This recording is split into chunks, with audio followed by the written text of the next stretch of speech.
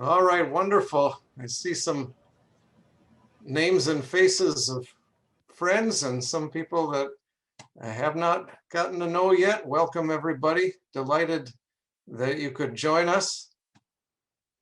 My name is Bill Cavanaugh, and I am in the Catholic Studies Department at DePaul and the director of the Center for World Catholicism and Intercultural Theology at DePaul. And this event is co-sponsored by the Center and by the Department of Catholic Studies, which is very ably chaired by Emanuele Colombo, who's here with us as well. And I want to thank Scott Morangelo as well for his work on this event. So let's go ahead and launch in. This event in some ways is inspired by recent events. Insurrections are in the news these days, not getting a very good name.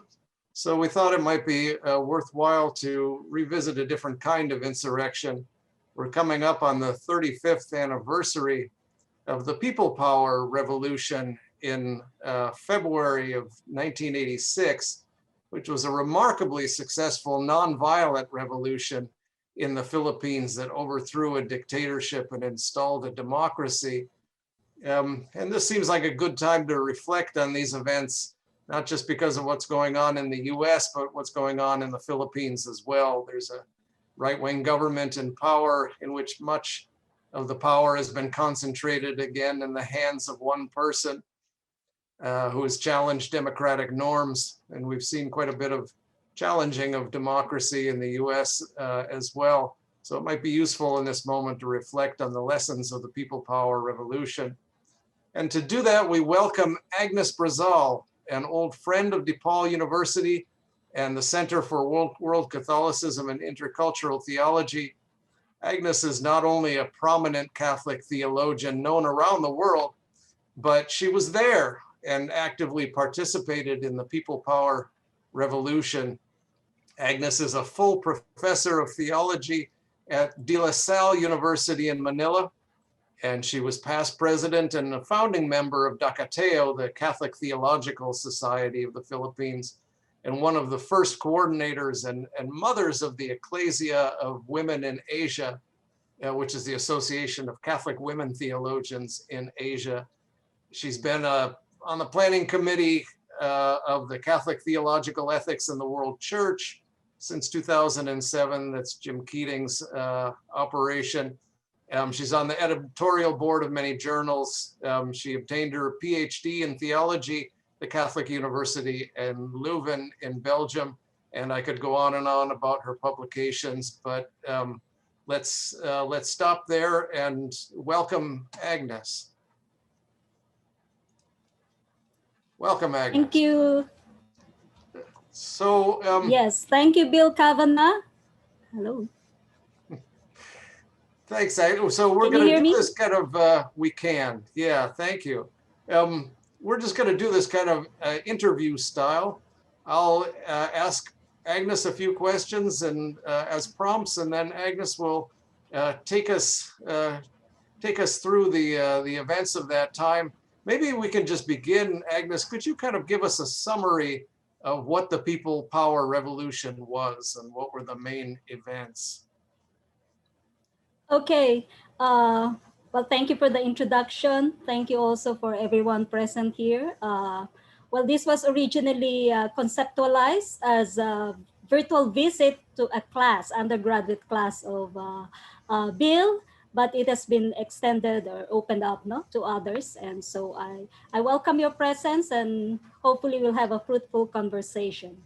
Now, I want to clarify first the term people power, which is now widely used to refer to peaceful national uprisings. But it was first propagated or used in to refer to the uprising against Ferdinand Marcos' dictatorship. So, however, this term, people power, well, we have people power 1, But there's also a people power too, no? So just to distinguish, we're talking about people power one, which is the 1986 revolution.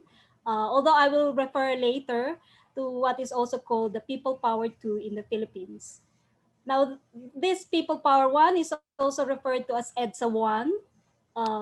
So that is after the highway where the national uprising occurred. So let's go to the events first that led, no, to the people power revolution. I'd like to share my slides.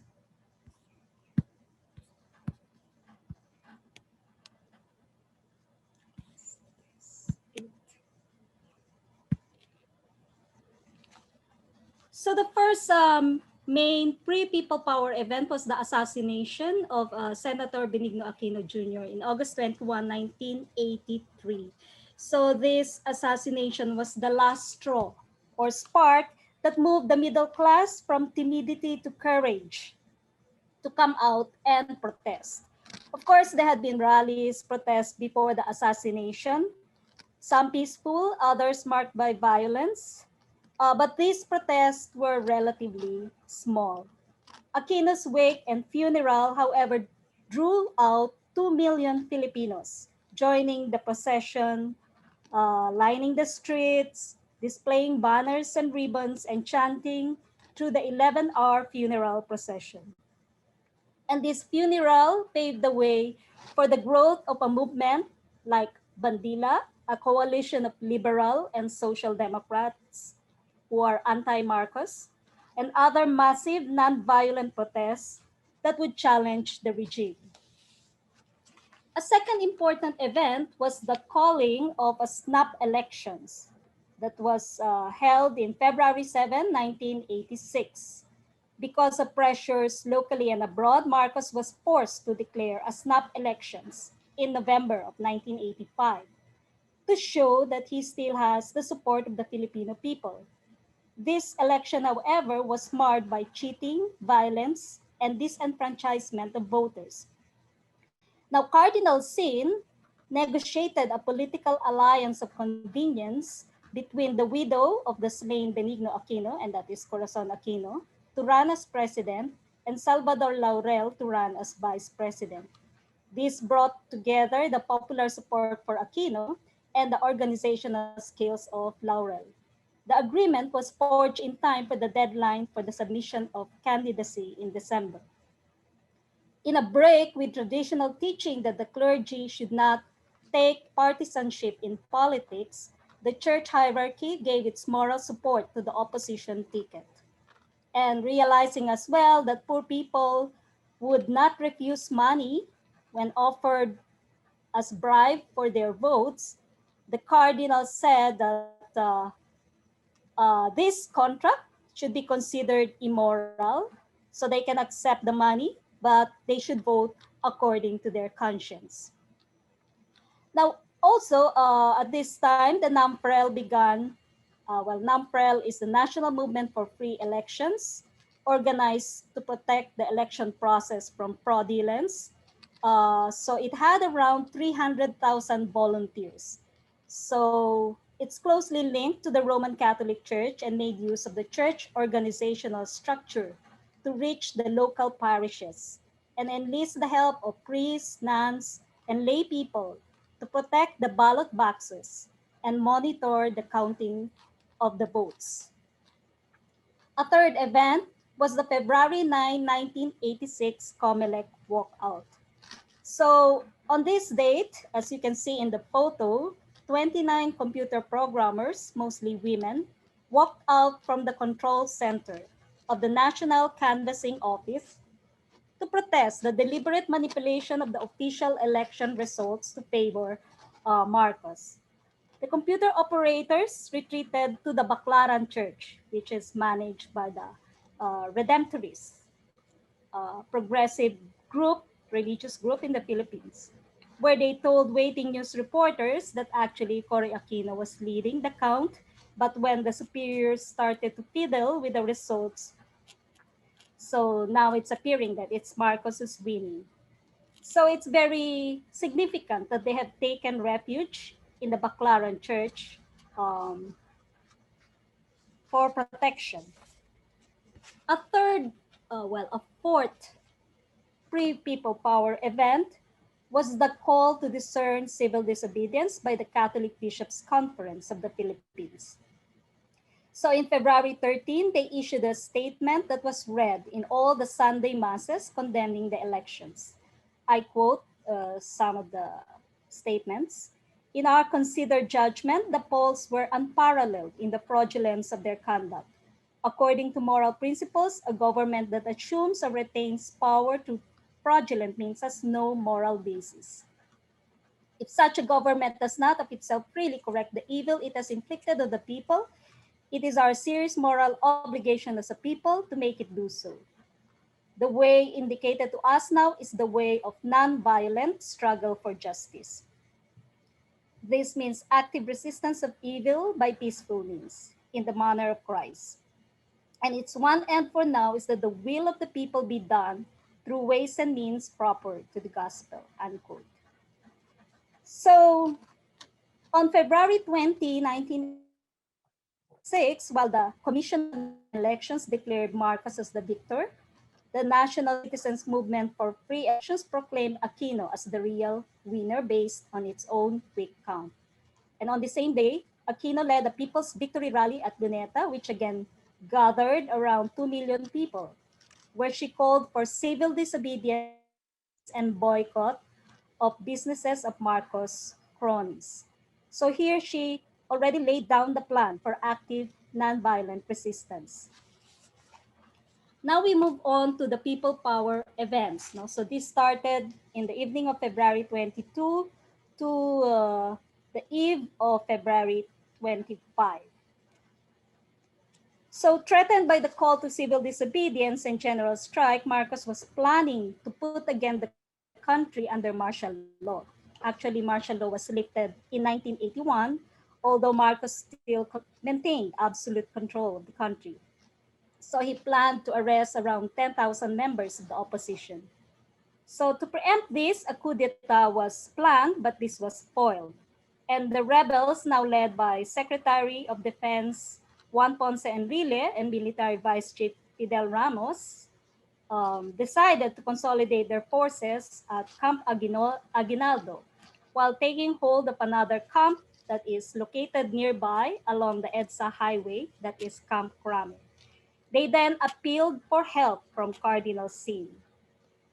At 9 p.m., Cardinal Sin, through the Catholic-run Radio Veritas, called on the people to show their support for, quote, our two good friends.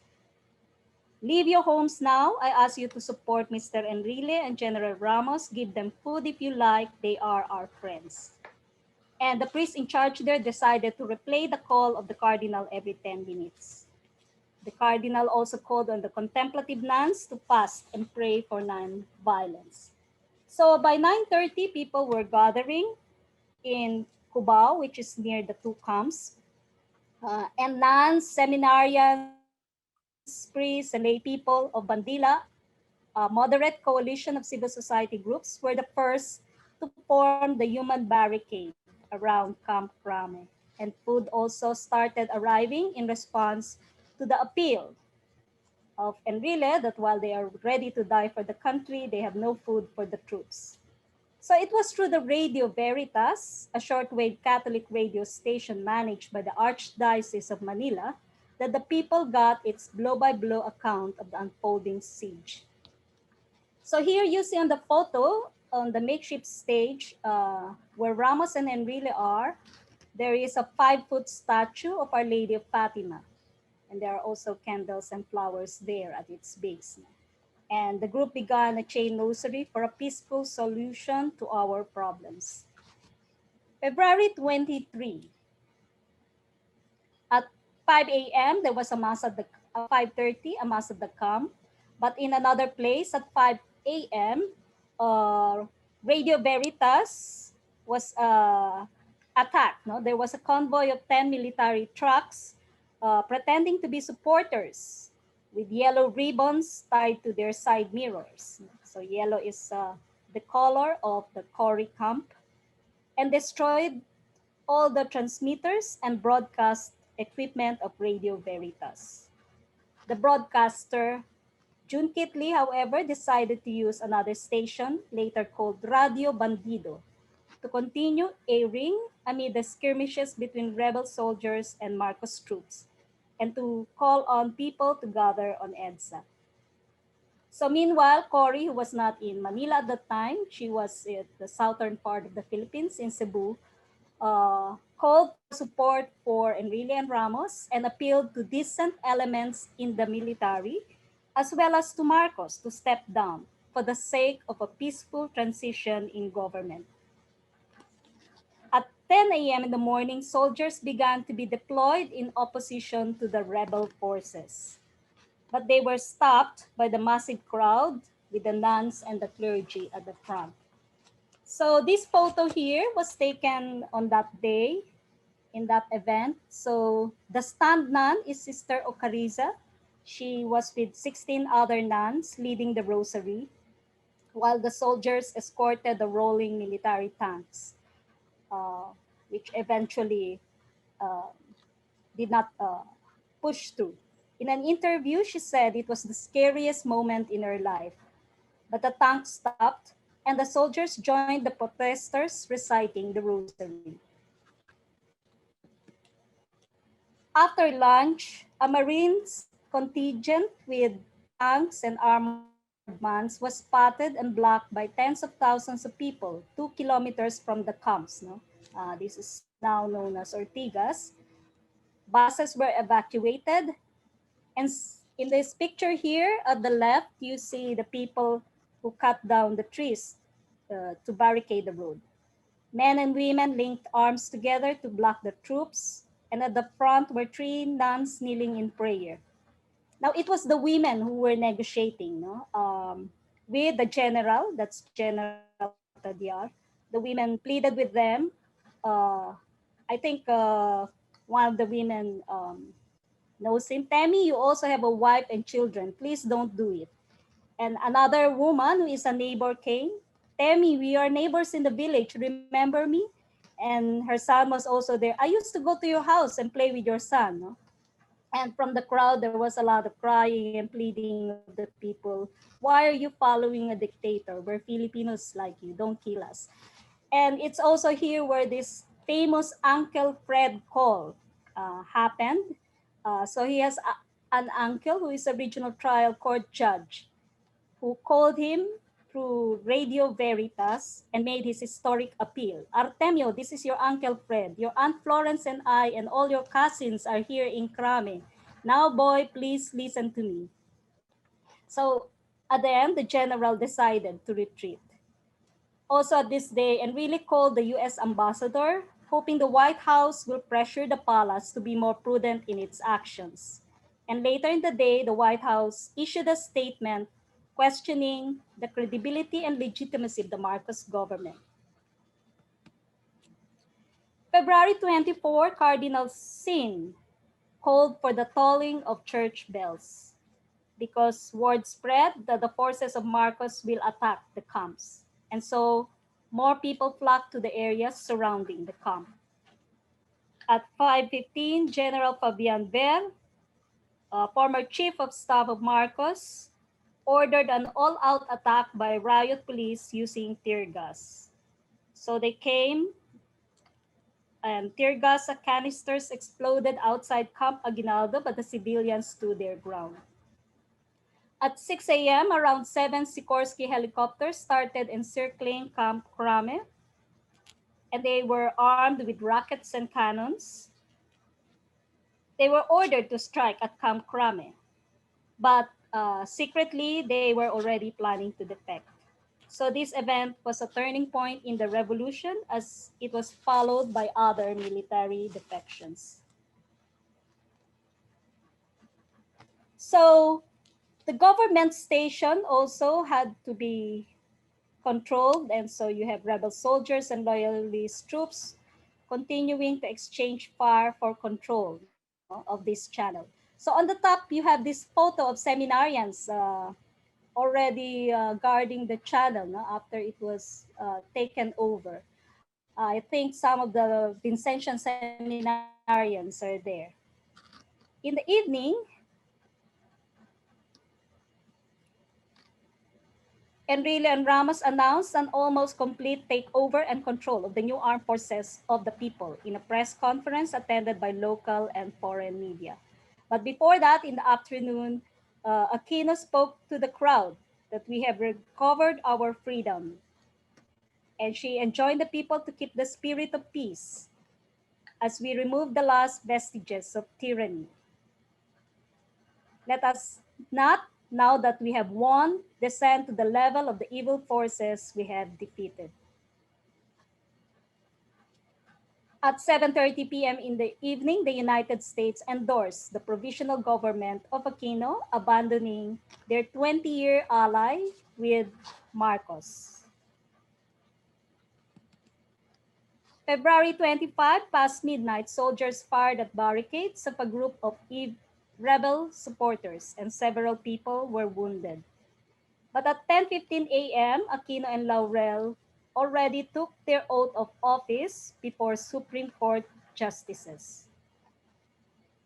At 11:55 a.m., it was Marcos' turn to be sworn into office at the Malacanang Hall, but when he was about to take an oath, the live television coverage was abruptly cut. And between 5 p.m. to 6 p.m., Marcos accepted to step down and appealed to Enrile to order the rebels to stop firing at the palace. 5 U.S. helicopters were used to transport the Marcoses out of the palace. And at 9:05 p.m., the first helicopter took off. At 9:52 p.m., DZRH station was the first to report that the Marcoses had fled the country. And so celebrations erupted on the streets and protesters rushed inside the palace. So these are the protesters trying to enter the palace.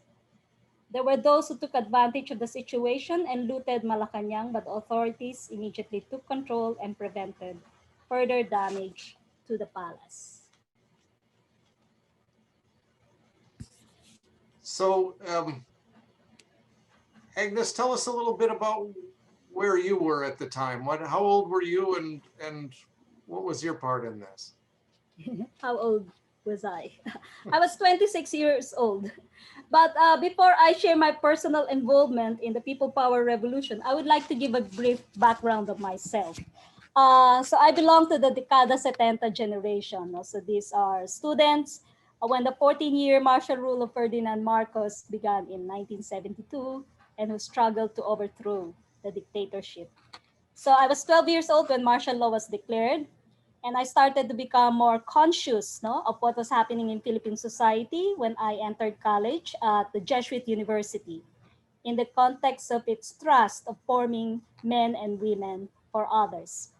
So after my undergraduate studies, which was in management engineering, and seeing that the situation in the country was becoming bleak, I opted to work as a community organizer of coconut tenants instead of working in a corporation, which my degree prepared me for. So that was 1981, and the situation in the area was highly militarized. So it was there where my two other fellow organizers and I were surrounded by 5 highly armed military men, and we were arrested and got detained in a camp for 3 hours, no? And then we were released. But one of our farmer members got salvaged. No? Salvage is a term that has been coined, no, during the dictatorship. Normally it means to save, but actually in the martial law lingo, it means to be executed by the state. So judging that the situation in the area was no longer safe, our office pulled us out. And then after a year, I entered the Religious of the Sacred Heart Sisters. I think you have the Sacred Heart Sisters there in Chicago. They have the Hardy Prep Academy, I think. And And so as a Religious with the Sacred Heart sister in 1986, I was a campus minister and student organizer at a state university, the Polytechnic University of the Philippines. And during the snap elections, the RSCJ sisters, including myself, we campaigned for Cory. We reproduced distributed posters, flyers, and were among the 500,000 nuns, seminarians, priests, and lay people trained to help protect the ballot boxes and monitor the counting of the votes. No? So the seminarians, nuns, and priests, they were called the Namfrel Marines, no? Because we were assigned at election hotspots. No? So usually it is controlled by a Marcos crony. So I was assigned at Pasay, which was governed by a mayor who is a Marcos crony. And as we were monitoring the counting, we were forced to leave the hall. No? And so we tried to go back, but we were dispersed. And well, I heard gunshots, and so we just ran as fast as we could to escape from being arrested. Now, when the CBCP, the Catholic bishops, released its call to discern civil disobedience, I led the members of the Student Catholic Action Campus Ministry Office in promoting this call. So we reproduced and distributed the statements in the campus at the entrance of the university. So I remembered receiving once a death threat, no, during my days at the State University. And that Friday before the People Power, I was removed or ousted from my post as campus minister by the university president, who was also a Marcos crony. So now we go to February 22. So in February 22, so that's the first day of the People Power, I remember that we were in the convent, we were glued to the Catholic run Radio Veritas as we were hearing of an impending coup. So our superior was active in Bandila, no? And when Cardinal Sin called on the people to show support to Enrile and Ramos, we immediately prepared to go. So while some sisters started preparing sandwiches, others, like me, went to Cubao that night, no, where the people were gathering to march to Camp Aguinaldo, where Enrile and Ramos were. So we started out as a few hundred seminarians, religious, and members of cause-oriented groups. But by midnight, the number had swelled to close to 10,000. Yes, I have a picture.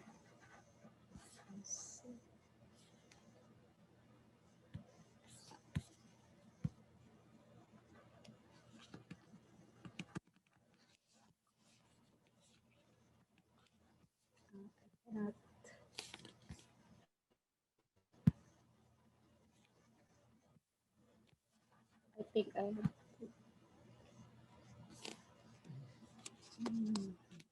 Sorry. Yes. Okay.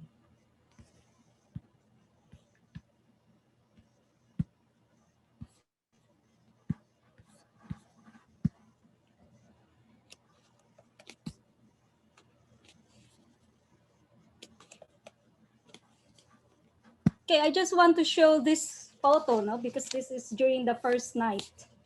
We were just below this, no, inside the camp. Now I don't remember why we were inside the camp, because the others were outside. But maybe because we were sisters, no, we were part of the Marines. So this is a picture of Ramos and Enrile at Camp Aguinaldo during the first night. And actually, Marcos could have easily ended the revolt that night because there were merely 300 troops in the camps and a couple hundred of civilians and cars outside. And he indeed ordered 2 generals several times to disperse the crowd that night. But luckily, these generals were loyal to Ramos and disregarded Marcos' orders.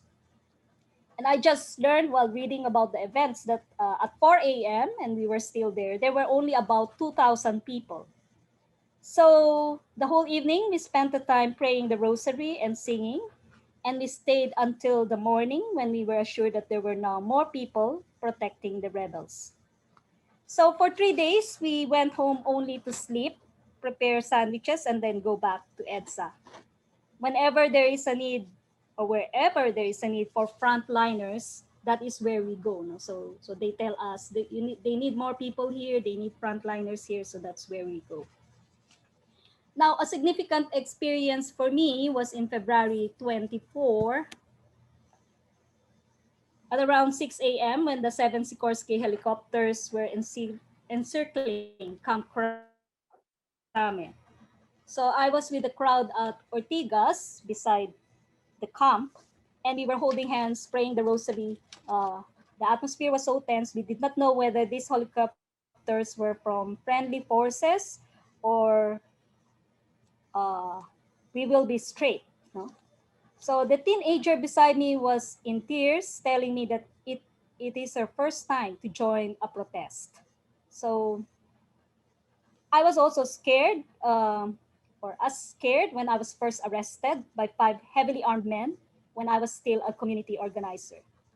I do not pray the rosary regularly, but I realize now that whenever my life is in danger, it is praying the rosary that gives me strength. So, Holy Mary, Mother of God, pray for us at the hour of our death. And so we just prayed and sang as the helicopters were circling above us. And there were cheers and sigh of relief when we learned that the helicopters were friendly forces that have decided to secretly defect to the side of the rebels instead of obeying the command to strike the camps. So as I have said, this defection is one of the pivotal events of people power, as this was followed by more military defections. Now, I would like to note that I was ousted from my position as campus minister Friday, February 21. The next week, after the people power revolution, I was reinstated. But I did not go back anymore to that university. I went to ministry elsewhere. Thank you, Agnes. That's very interesting. Very dramatic days. As we open it up for questions here, if you have questions, go ahead and put your questions in the chat, and I will moderate them. But I want to introduce our distinguished president of the University of DePaul University and his wife, Joe. Gabriel, Esteban, and Joe, who are from the Philippines as well, and probably have stories to tell about those days as well. So welcome to you as well. So let's open it up for questions. If you have questions, go ahead and put them in the chat, and I will relay them to Agnes. I have many more questions as well. Maybe I'll start out with another, and then while people think about it and put their questions in the chat, we can talk a little bit more. This sort of nonviolent revolution doesn't just happen spontaneously. I mean, in some ways it's spontaneous, but in other ways it takes an awful lot of training to train people to respond in this way. What accounts for, the Catholic Church is not a democratic institution in and of itself, but it's been on the side of democracy in the second half of the 20th century, quite often in places like Poland and Malawi and Togo and Chile and El Salvador and East Timor and so on. What is there that prepared all of you in the church in the Philippines to react in this way to a fraudulent election and actually kind of bring down the government? Well, as I have said, the path toward the people power revolution was paved long before, no? And it was efforts at conscientization in a way that I would say prepared the core group, no? Because there was a core group. Now it's not a totally spontaneous revolution, and so I would credit, for instance, the propagation of liberation theology and our local version theology of struggle. As a college student, we already had classes in liberation theology, And so also we had the basic Christian communities, uh, which started in the late 1960s here in the Philippines. And these have become venues as well for conscientizing the faithful. We have a particular brand of basic Christian community. We call it the BCC-CO. CO is community organizing. So it employs methods of community organizing and collaborates with NGOs to address not only liturgical but also economic and political issues the communities are facing. But more immediate inspiration to the revolution was the propagation of active nonviolence. So, Ninoy Aquino was assassinated in 1983. In 1984, interest in the nonviolent option was crystallized with a visit of Jean and Hildegard Gosmeyer. So they're a French couple and leaders of the International Fellowship of Reconciliation.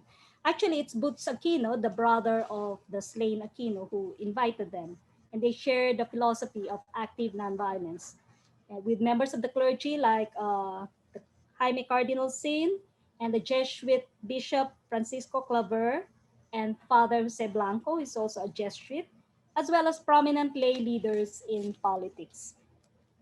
So in April 1984, a 7-day Holy Week fast for society's transformation was organized at the Ateneo de Manila University by Father Blanco.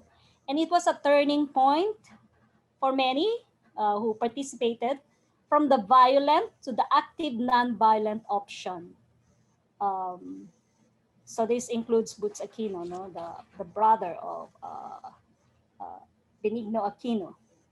Actually, the Myers couple were saying that it was actually late already for the active non-violent option. But people were looking, no, for an alternative. The communist guerrilla movement has grown, no, from a very small group in 1972 at the start of martial law to a national movement, no, by the 1980s. So yeah, so they realized that this can be an effective option as well. So nonviolence is prefaced here with active, because this is not nonviolence that is passive, but actively resisting oppression. So counterviolence and passivity are not the only likely response to violence. Now, Father Blanco, after this, formed ACAPCA, a movement for justice and peace. It also means I embrace you, and held seminars on ANV. You know? So trainings were conducted throughout Luzon, the country's biggest island. On the Protestant side, we have Richard Dietz, who also held seminars on ANV. And Bishop Claver also organized a seminar for 20 other bishops. And in the end, there was a coalition that was formed of 500 organizations to conduct active nonviolent actions. And in preparation for the snap elections, a tent city was set up at the Ugarte Field in Ayala Avenue to provide a forum for collective reflection, fasting, and prayer for peaceful elections and a peaceful outcome. So I was also among the thousands who got a training in the philosophy and strategies of active nonviolence from ACAPCA, led by Father Blanco. Actually, a co-RSCJ sister was a full-time staff at ACAPCA. So having been trained by ACAPCA, we, like other trainees, were assigned to the front lines of marches and rallies to make sure that the active nonviolence is practiced, no, as we encounter the anti-riot police.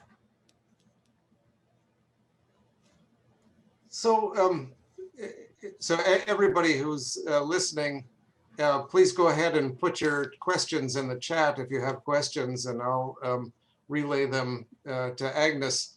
While I'm waiting for more questions, let me just take my prerogative as moderator and ask another one about nonviolence. So, nonviolence in this case worked. It was incredibly successful, and this is one of the kind of primary examples that people that advocate for nonviolence point to by saying it can work better than violence.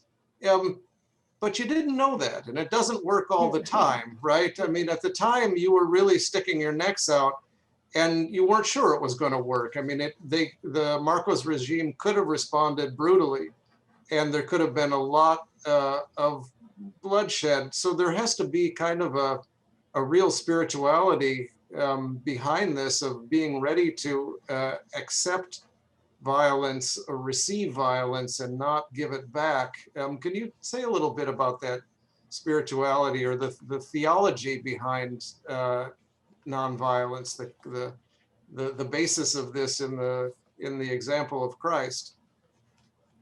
Well, active nonviolence is at the heart of the gospel, and for a country that is predominantly Christian, we are 81% Catholics and 11% Protestants. It is very important to espouse something that is at the heart of the gospel. And yeah, both in words and deeds, Jesus in creative ways, was not passive vis-a-vis the empire or vis-a-vis the marginalization that is a result of the religious system at the time. But in his destabilizing parables, in his inclusive table fellowship, in his free healing, he was actually criticizing the regime at that time. And so also, yeah, the basic conviction here, even as you criticize a system, is that people have the possibility to convert. So the goal of active nonviolence is conversion. So you appeal to the heart of the opponent or the enemy. And yeah, being unarmed gives you moral high ground. Because usually, even if the violence is instigated by the government forces, usually in the skirmishes, this gets lost. So blame is put on the other side, that you were also violent. But if you react non-violently, yeah, there's this stark contrast that may move the hearts of people and the bystanders. So that is what we want to appeal to with the goal of conversion. So here we are reaching out to the principal source of violence. So you see that in the people power revolution, there was always this reaching out to Marcos, to the decent sectors of the military, to the United States, who has been a 20-year ally of the Marcos dictatorship. Okay. Well, of course, for Jesus, it did not necessarily, well, we can say it's effective immediately, but in the long run, yeah, there is this witnessing that the touch, the hearts of people. Okay, thank you, Agnes. We've got a few questions in the chat, and there are a couple of people with hands raised. If you, with your hands raised, would like to ask a question, please put that in the chat, and we'll get to it if we can. We've actually got quite a few questions coming in now. One question that we have is, how can one practice active nonviolence in a country that's not predominantly Christian? What kind of activities would be termed as active nonviolence? So so I guess part of the question is what do you do if you can't appeal to the armed forces on the basis of shared faith or something like that? That's a question. How can one practice active nonviolence in a country that is not predominantly Christian? Well, yeah, if there's another faith tradition in the country, of course, you have to look at the symbols, no, of that particular culture. But if there's none, well, the usual strategies are what? Strikes, boycotts, civil disobedience.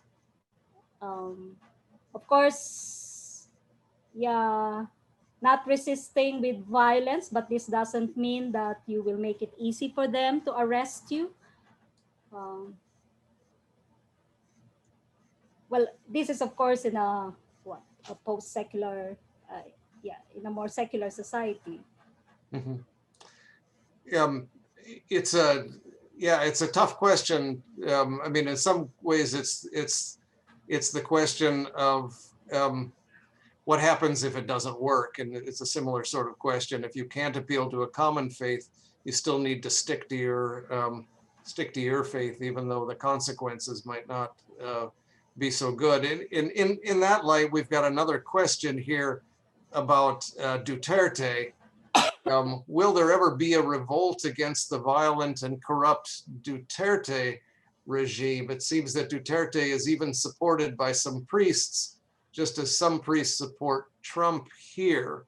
So this seems like in some ways a different kind of enemy. What sort of lessons can you draw from the people power revolution to the current situation in the Philippines? Okay. After People Power won, we had the restoration of democracy, but it's elite democracy. So it's really just the return of the oligarchs and then putting into power the novo rich, the new oligarchs. So in a sense, yeah, people were frustrated, no, with that. Um, but maybe even just before that, there were also counter coups. Remember, the People Power Revolution is a coup d'etat. It's a peaceful coup d'etat. But in a coup d'etat, yeah, the repercussion is you will have counter coups. So there were four major coups after that. No? So Cory Aquino survived four major coups. And then we had another people power revolution. So we call that the People Power 2. So that is to oust President Joseph Estrada, who, for charges of plunder. And it seems we would not be able to convict him for that. So there was, again, the call from the cardinal and then the unity, the united opposition, and some sectors of the military. So we call this now the text revolution. It's no longer the radio. No? It's a text. No, through the text that people were called. No, and it was successful again. But then after that, the one who succeeded him, that's President Arroyo, had to survive two major coups. And also what is called EDSA 3. I don't call it people power. Some people call it people power 3. But in EDSA 3, it's really the poor people, no? Who were there. And they were armed with pipes, nails. No? So they were really ready for violence. And they were trying to protect Joseph Estrada. And well, it is said that these people have been paid. There were hard buses to bring them to EDSA. But I don't call it people power because it's not a peaceful uprising. But in a sense, you already see here the frustration of the poor people, which would, I think, crystallize in their support for Duterte, who speaks in a lingo that they can identify with. He curses, he makes sexist jokes. No, okay. So Duterte was elected with with a lot of support from the people, including priests and religious. Uh, Sad to say, because they thought that he is going to be the savior, no? I mean, that he is going to be at the side of the poor. So today, well, we know, actually, we have filed the case with the International Criminal Court, and there is already a preliminary finding that there is reasonable basis that crimes against humanity have been committed, no, in the anti-narcotics campaign under President Duterte. So they will just decide whether to um, what's this?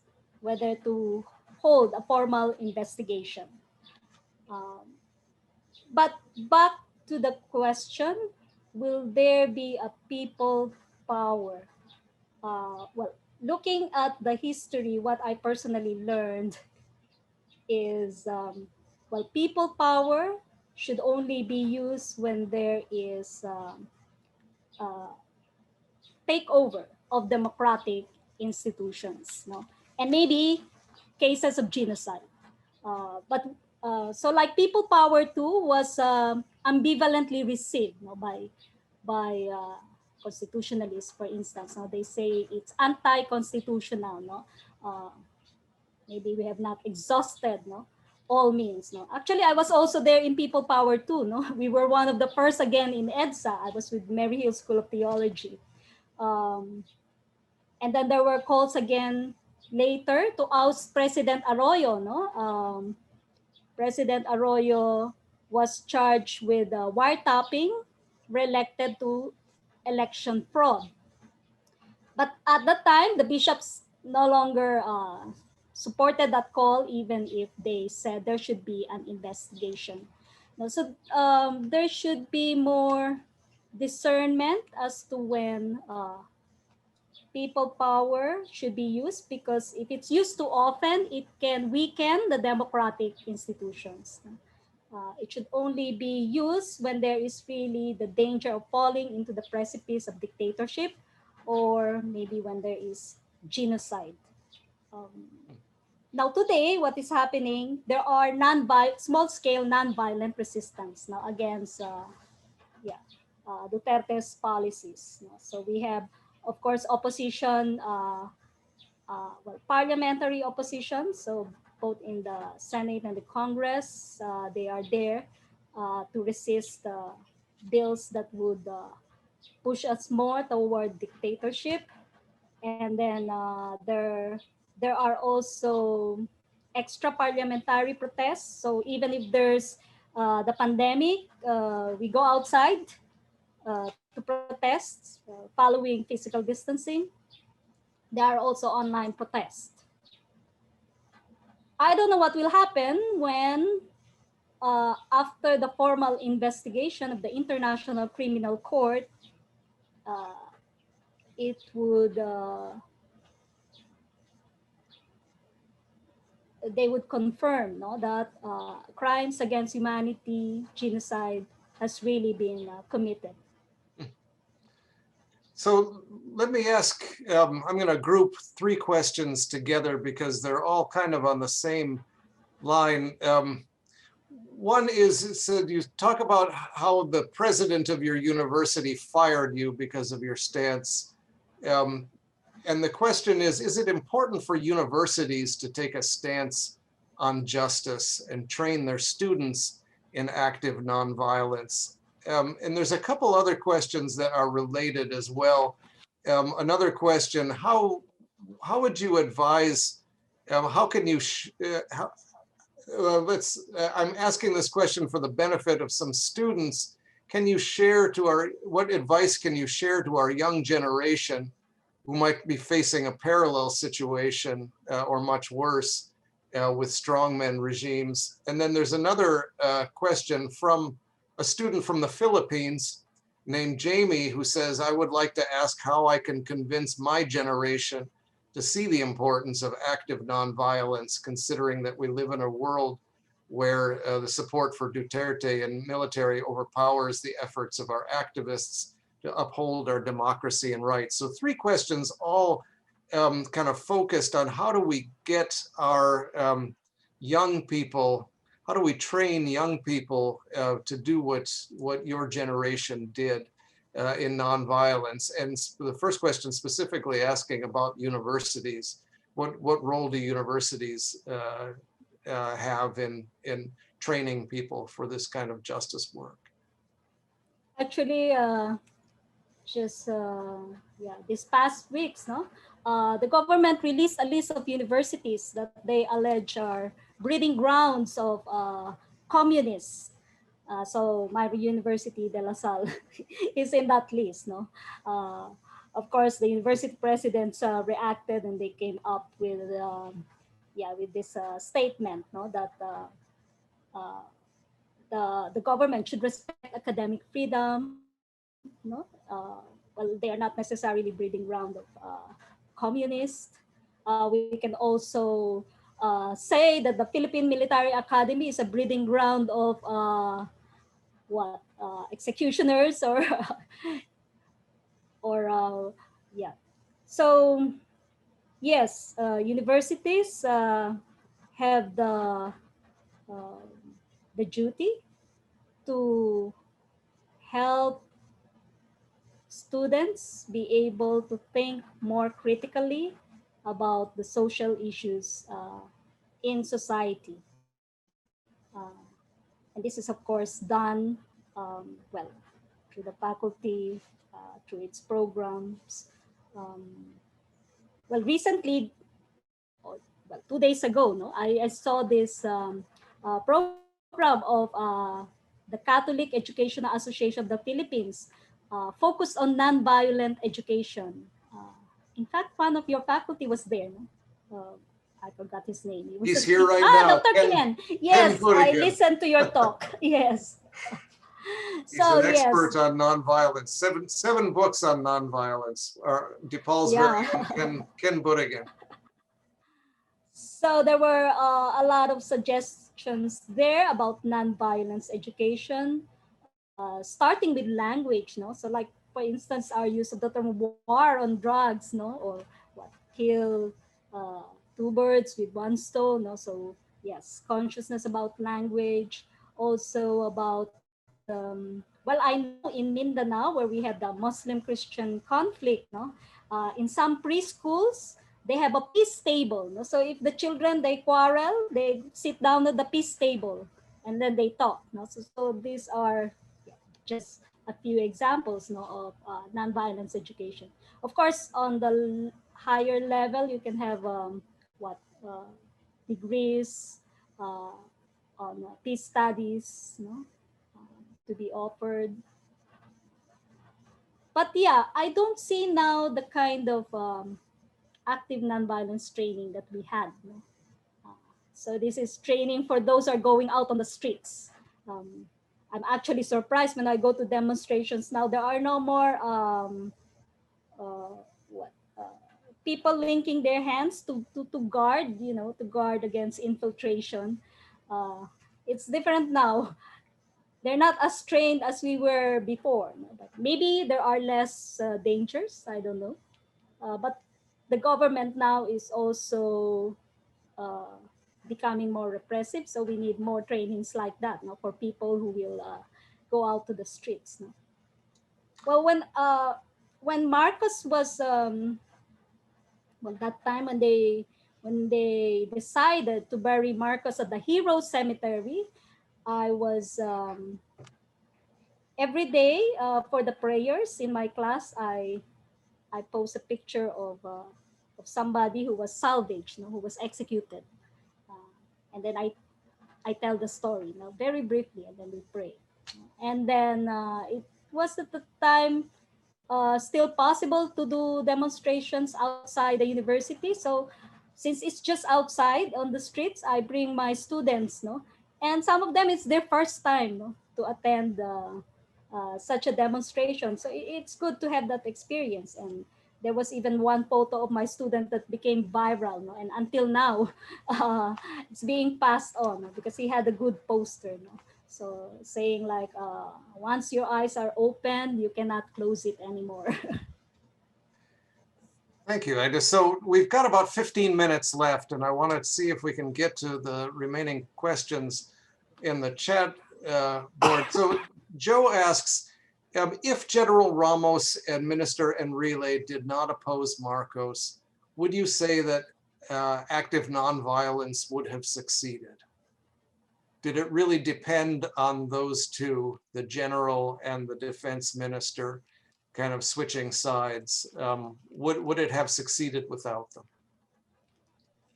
Well, it would have succeeded, but not immediately.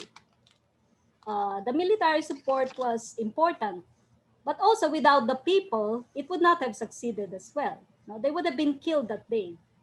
They were actually very nervous. They were only, what, 300 troops initially inside those camps. Okay. But it's like the story of Jesus, though. You don't see it as a success story initially, but eventually, yeah, something good comes out of it. Yes. If you're going to embrace active nonviolence, you have to be patient, right? I mean, there's a possibility that this might not succeed in the short term. You might have to wait it out for a very long time. Yeah. Well, I don't know if you heard about the Venezuelan bishops. The bishops' conference called for civil disobedience in 2017 because the government stripped the opposition, or the parliament dominated by the opposition, of its powers. So again, they're moving already towards dictatorship. So I was trying to Google what already happened, but until now, well, they're still calling for an election. No? So you see, it does not happen immediately. No, Ed writes in the chat, conversion requires patience. I think that's right. Let me look at a few. There's a comment from Allie, who says that she graduated from Woodlands Academy of the Sacred Heart in Lake Forest, run by the Sisters of the Sacred Heart here in Chicago. So just a little shout out to the Sacred Heart sisters there. I have a small, a short narrative. Now, we don't wear a habit, the Sacred Heart sisters, but during the snap elections, when we were, protecting the ballots, and during the People Power Revolution, we wore a veil. Because you see, Filipinos, Southeast Asians, no, they believe that power gets concentrated in certain persons or certain objects like amulets. And so they cannot just easily fire at the Virgin Mary Rosary or even the sisters, no. So there's this joke that only Marcos forced the RSCJs in the Philippines to wear a veil. That's really wonderful. Yeah, some of those symbols have real power. We have a couple of comments. Arvin says, I think a symbol need not be religious or faith tradition centered, as long as it's right and holds to the ideals of what is just, loving, and right. And Ed says, I am a Buddhist, and in Buddhism, there's the idea of human revolution, an idea of personal change, which is like conversion in Christianity, a lifelong process of becoming the best self, realizing one's inherent Buddha nature. So nonviolence is not by any means the sole property of Christianity, even though it is central. Although someone, let's see, we have another comment though, talking about how, I think this is from David, in the US, the conviction that active nonviolence is at the heart of the gospel is a minority position, right? We assume that it's the heart of Christianity, the idea that Christ kind of absorbed the violence of the world and didn't give it back. But in the United States, anyway, that's a minority position among Christians. And so David asks, how do you suggest that we can move it into the mainstream of the church here in the US and elsewhere? And we have another question saying, how do we get church people throughout the world to be teaching active nonviolence, as was happening in the Philippines? So part of the question of conversion is how do you convert the converted, right? How do you convert the Christians to Christianity? Well, yes, I have read, for instance, some of your bishops, they have indirectly enabled no support for Trump, and well, it's not only because of Biden's position on gay rights, abortion, and contraception, but also because they adhere to white nationalism.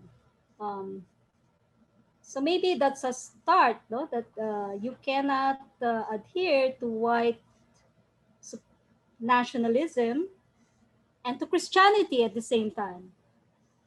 I don't know if that is a possibility for a status confessionis. No, status confessionis is in the tradition of the Lutherans. No, when they, for instance, with Bonhoeffer, when the church said that the Jews cannot hold positions in the church. No, so it is something that that has to be clear. No, what is a rejection of Christianity and what is an affirmation. Um, well, of course, that's not directly dealing with physical violence, but a structural violence, no, that is being adhered to by leaders in the church. Um, but then there's a danger of schism there. No? But yeah, it's making things clear also, no, what is really an automatic rejection of Christianity. Uh, well, for the Church of Bonhoeffer at the time, yeah, Nazism would be.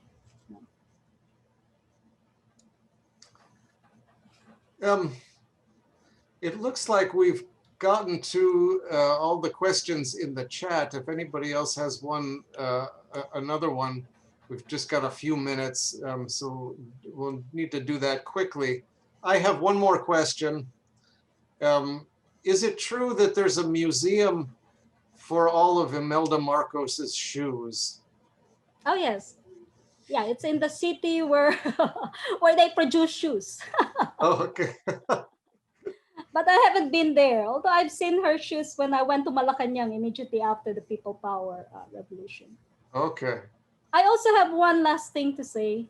Can I just explain the shoes? Okay. I think most people probably get it, but Imelda Marcos was the dictator's wife, who was kind of famous for her spending state funds on luxury items. And she was discovered to have 3,000 pairs of shoes, I think, when the revolution happened. And so they took her shoes and put them in a shoe museum, which is an interesting. I'd love to go there. We do have a couple new questions that just came in. If I could just relay them to you, Agnes, and then you can kind of give us the last word. We've just got about 5 minutes left. One question is, what role did Father Patrick Peyton play in this? He recently watched the documentary about him.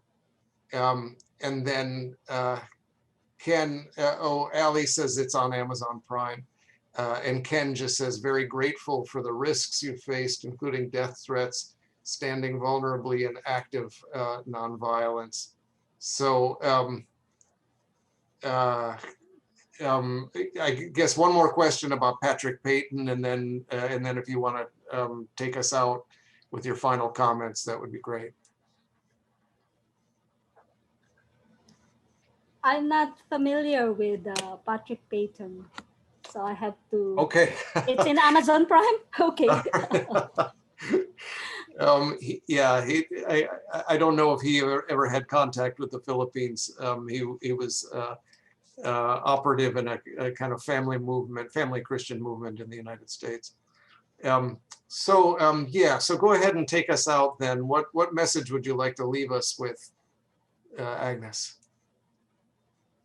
Well, I just want to say also that after the People Power, we did not have a Truth and Reconciliation Commission like in South Africa. So in South Africa, that was the forum to, to say what happened, to report it. and also to grant amnesty for some and reparations for others. No? So through that means they were able to record what happened in history. So we did not have anything like that. And so now it's very easy for the Marcos supporters to say that's not true. It was a golden era, or that did not really happen. No, those killings. So it's very important, and that is part of active nonviolence. No, to also expose the truth.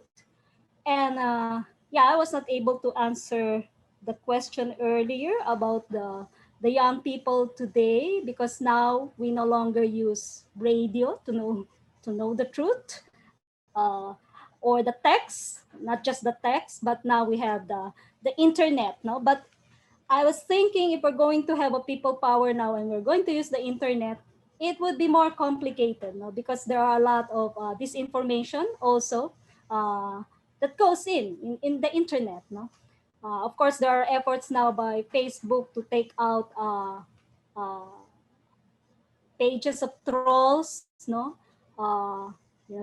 Trolls, those people who are being paid to spread this information, and bots, they are automatically liking all these things. So uh, you would never know, for instance, what is really happening, no, if you just depend, no, on the internet, no.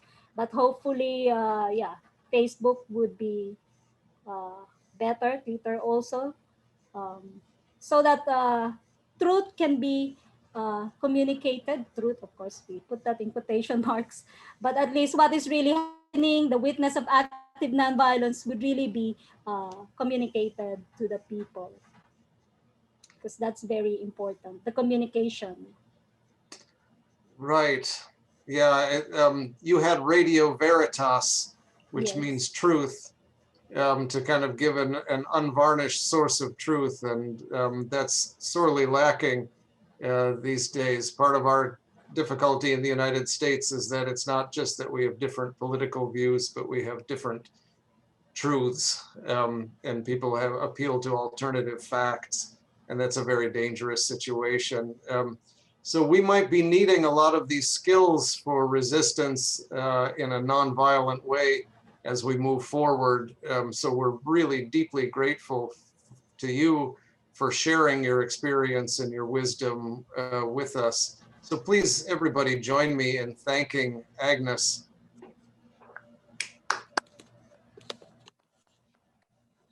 The applause is muted, but if you could hear it, it would be thunderous. Thank you, everybody, for joining us. We have many more events at the Center for World Catholicism and Intercultural Theology at DePaul, and more events in the Catholic Studies Department as well. So check those out online. And thanks, everybody, for joining us again. Thank you again, Agnes. Thanks also to Dr. Gabriel, and yeah, and Joe, no, for your presence. Thanks, everybody. Good night.